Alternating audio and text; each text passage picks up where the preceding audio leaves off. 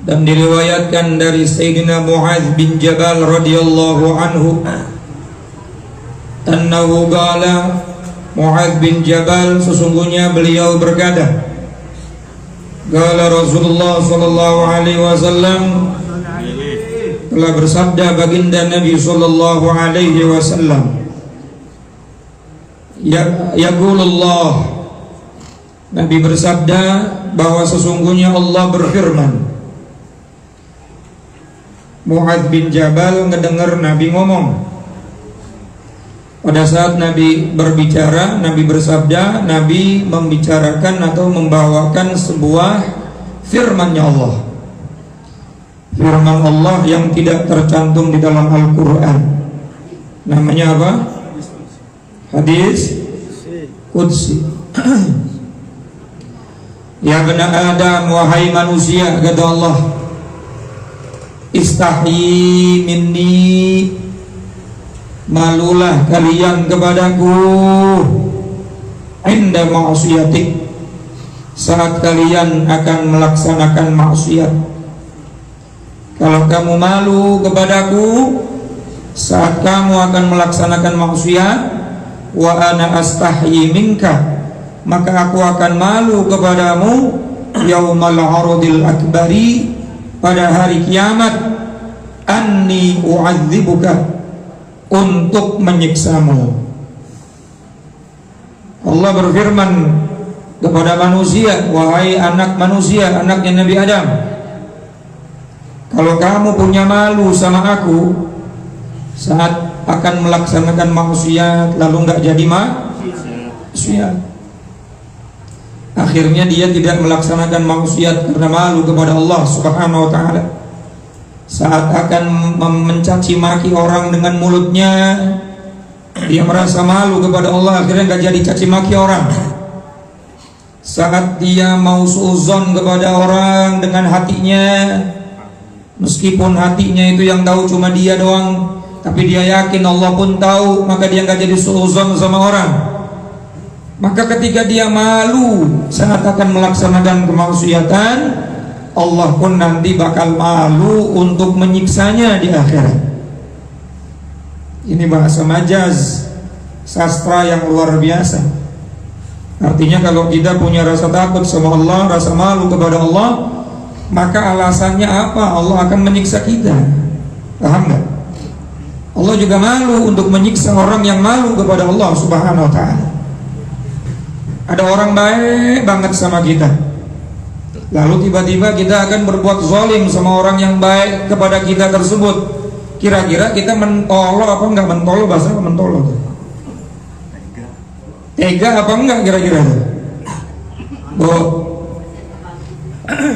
Ada orang baik banget sama kita, semua perbuatannya enggak pernah ngerugiin kita, bahkan selalu nyenengin kita. Lalu tiba-tiba kita mau berbuat zalim sama dia, mau ngomongin dia, mau caci maki dia, mau ambil uang dia. Kira-kira kita tega apa enggak kira-kira? Hah? Enggak tega kan? Ya. Orang manusia yang banyak sifat jeleknya aja enggak tega sama orang baik, apalagi Allah yang sifatnya baik. Bisa dipahamin enggak kira-kira? Apalagi Allah yang sifatnya luar biasa karim, mulia. Gak mungkin Allah Subhanahu wa ta'ala nyiksa orang yang malu kepada Allah. Apalagi dalam Al-Quran itu banyak kalimat innallaha ghafurun syakur. Allah itu sangat maha pengampun, lagi maha syakur. Syakur itu bersyukur, atau bahasa gampangnya berterima kasih. Coba pelan-pelan nih, ngajinya biar pinter. Syakur itu artinya apa? Bersyukur atau terima. Sekarang saya mau tanya, Allah terima kasih sama siapa? Sementara semua selain Allah itu diciptakan dan diberikan oleh Allah. Kalau kita berterima kasih sama orang tua, wajar dilayarin sama orang tua, digedein orang tua, betul nggak? diberikan segala sesuatu sama orang tua. Suami sama istri terima kasih wajar, ngurusin anaknya, ngurusin rumah tangganya. Istri terima kasih sama suami wajar, dikasih nafkah dan lain sebagainya. Ini Allah terima kasih sama manusia, wajar apa enggak kira-kira? Sementara manusia makhluk semuanya diberikan oleh Allah Subhanahu wa taala. Tapi inilah sifatnya Allah Subhanahu wa taala. Coba yang punya handphone lihat surat Fatir.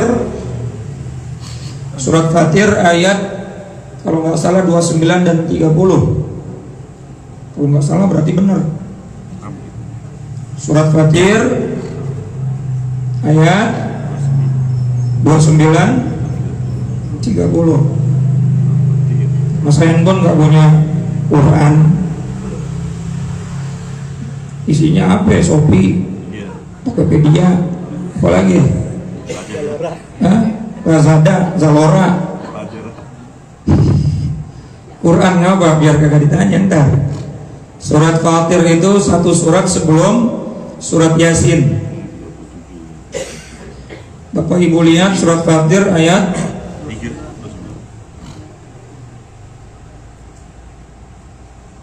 mohon maaf, ayat 29 dan 30.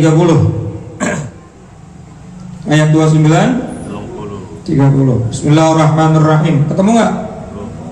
Ketemu nggak? Ada terjemahnya nggak? Bismillahirrahmanirrahim. Innal ladzina yatluna kitaballah wa aqamus shalah wa anfaqu mimma razaqnahum sirran wa 'alaniyah yarjuna tijaratan lan tabur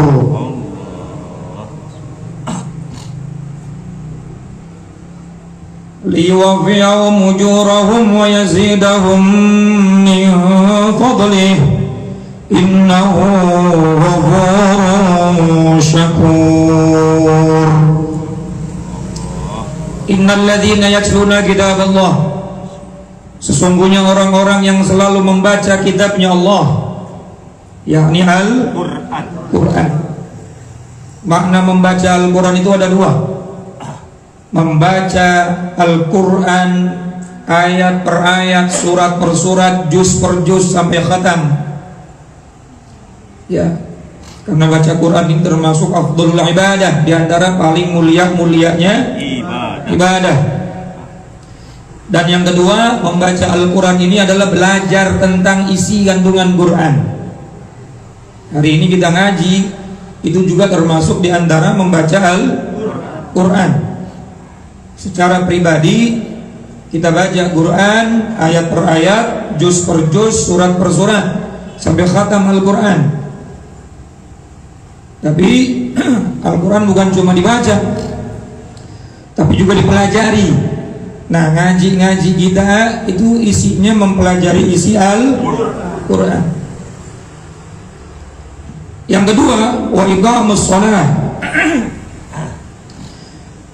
Orang-orang yang senantiasa membaca Al-Quran, membaca secara harfiah dan mengkaji isinya. Kemudian wa iqamus shalah, mendirikan sholat. Mendirikan sholat artinya melaksanakan sholat sesuai dengan syarat dan rukunnya, baik sholat wajib dan sholat sunnah. Kemudian yang ketiga, wa anfaqu mimma razaqnahum sirran wa 'alaniyah, dan dia mau menginfakkan hartanya baik dalam keadaan sirran, sembunyi-sembunyi, wa 'alaniyah, ataupun terang-terangan. Jadi sedekah sembunyi-sembunyi boleh, terang-terangan juga boleh.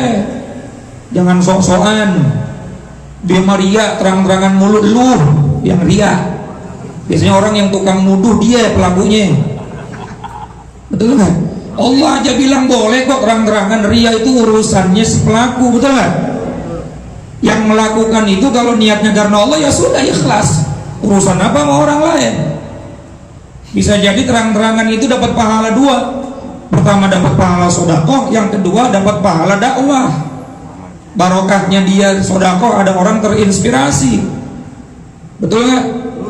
Masya Allah. Urusan ikhlas itu urusan yang melakukan. Kalau tujuannya karena Allah, ya karena Allah sudah. Manusia ngapain ponis-ponis? Lagian juga kalau dia ria, dia nggak ikhlas, yang disiksa juga dia, ngapain juga kita ikut-ikut campur? Betul nggak? Kita ini terlalu banyak memponis orang lain, mengukur diri sendiri, jangan montenin orang mulu, capek. Hidup kerjaannya cuma montenin orang diponten mulu. Dewek kagak pernah diponten. Nah jadi 3 nih. Yang pertama ngaji, baca Quran dan mempelajari isinya. Kemudian iqamus shalah, mendirikan sholat berarti sholat secara syarat dan rukunnya, bukan cuma sekedar mengerjakan. Kemudian dia berinfak sedekah, baik dalam keadaan sendiri apa sembunyi-sembunyi atau terang-terangan. Apa kata Allah? Yarjuna tijaratan lan tabur. Orang yang semacam itu adalah hakikatnya orang yang sedang berbisnis dengan Allah yang tidak pernah ada bangkrutnya. Bapak seneng gak kalau diajak investasi? Apalagi hasilnya 1000%. Investasi sama manusia paling gede cuma 40%, Pak. Kalau ada orang ngajak investasi 60-40, kamu dapat 60%, bullshit itu namanya. Ujung-ujungnya penipuan. Sanjipa, Cipoa. Tahu Cipoa nggak? Nah, tukang ibul 378. Tapi sama Allah itu nggak ada yang namanya bangkrut. Yarjuna tijaratan lan tabur. Ya, orang yang ngaji, orang yang salat, orang yang sedekah, itu orang lagi bisnis sama Allah yang nggak pernah bangkrut. Bukan cuma sedekah doang, salat juga dong. Bukan cuma sholat dan sedekah doang, ngaji juga, karena sholat ente dan sedekah ente nggak bakalan ada hasilnya nanti di akhirat kecuali semuanya dilakukan dengan syarat dan rukun yang benar. Kalau syaratnya nggak benar, rukunnya nggak benar, caranya nggak benar, ya cuma dunia doang dikasih, akhirat nol, nggak dapat apa-apa. Hadirin mahasiswa jamaah yang dirahmati dan dimuliakan Allah. Apa yang dimaksudkan oleh Allah bisnis yang tidak ada bangkrutnya? Ayat berikutnya baca. Liyuwaffiyahum ujurahum, agar Allah menyempurnakan pahalanya. Baca Quran itu setiap hurufnya pahala. Bahkan satu huruf 10 bukan satu ayat nih, satu huruf 10 rahmat. Berarti kalau 3 huruf 3 huruf. Kita baca tuh alif lam mim. Alif 10, lam 10, mim 10. Kok nggak kerasa tat di dunia? Entar akhirat yang namanya pahala itu semuanya diberikannya di mana? Di akhirat. Sholat sunnah sebelum subuh pahalanya lebih utama daripada dunia beserta isi-isinya. Kok habis sholat sunnah subuh nggak ada yang kaya? Tat akhirat PA. Yang namanya pahala itu ditunda sampai nanti kita mati baru diberikan kenikmatannya. Kalau langsung dikasih cash and carry, ini majelis nggak bakal cukup orang ngaji semua. Karena cash, karena pahala itu ntar ditundanya dikasih nanti kalau udah mati. Akhirnya banyak orang males-malesan karena nggak kelihatan. Bisa dipahamin nggak? Makanya liyabluwakum ayyukum. Allah menguji kita supaya Allah tahu mana di antara kita yang istiqomah. Nah, kita ngumpulin pahala buat bekal mati. Pahala itu nanti diberikannya pada saat. Tapi Allah juga akan memberikan apa? Wa yazidahum min fadli. Ada kagak baca nih ayatnya? Dibaca mana? Wa yazidahum, apa artinya? Dan Allah akan menambahkan hum kepada mereka. Mereka siapa? Orang yang baca Quran, orang yang ngaji, orang yang salat, orang yang sedekah. Wa yazidahum, bukan cuma pahala di akhirat, min fadlih, fadlnya juga diberikan oleh Allah Subhanahu wa ta'ala. Jadi balasan ibadah itu ada dua. Yang pertama thawab, ajrun, pahala. Itu nanti urusannya di mana? Akhirat. Yang kedua ada fadilah. Fadilah itu urusannya dunia. Ada orang sering sholat duha, lancar bisnisnya, lancar kerjaannya. Itu bukan pahala sholat duha, itu namanya fadilah. Ada orang sering baca sholawat, Allahumma sholli ala sayyidina Muhammad, Allahumma sholli ala sayyidina Muhammad, sambil bayangin calonnya, mudah-mudahan mau sama gua, Allahumma sholli ala sayyidina Muhammad. Tiba-tiba calonnya WA, Akang, nanti malam bisa jemput Ii ngaji? Siap Ii, Aa jemput. Wah, dapat pahala sholawat. Bukan, itu baru fadilahnya. Ada orang sedekah, orang sering ngasih duit orang lain, sering bantu orang lain, tapi rezekinya ngalir terus, nambah terus. Itu bukan pahala sedekah. Itu namanya apa? Fadilahnya sedekah. Jadi kalau yang di dunia ini namanya fadilah, di akhirat namanya pahala. Kalau pahala udah pasti, pahala ente pahili, pahala nggak bakalan ketuker. Al-ajru bi qadri masyaqah. Yang namanya balasan tergantung kadar kesulitan. Ya, yang datang dari awal sama yang datang belakangan beda pahalanya. Walaupun sama-sama dapat pahala, iya. Yang mulai dari pertama Fatihah sampai akhir hasbi rabbi beda sama yang datang cuma hasbi rabbi. Al-ajru bi qadri masyaqah. Ganjaran tergantung kadar kesusahan kita. Makanya kita hidup di dunia nggak usah ribet deh. Allah yang nilai, Allah yang bakal ngasih. Udah nggak usah ribet sama urusan orang. Ya kalau mau nasihatin aja, tapi nggak usah terlalu ribet karena semuanya udah ada balasannya masing-masing. Nah, saya ulang lagi. Jadi orang yang ngaji, orang yang sholat, orang yang sedekah, Allah subhanahu wa ta'ala akan berikan yang pertama ajrun, apa tadi?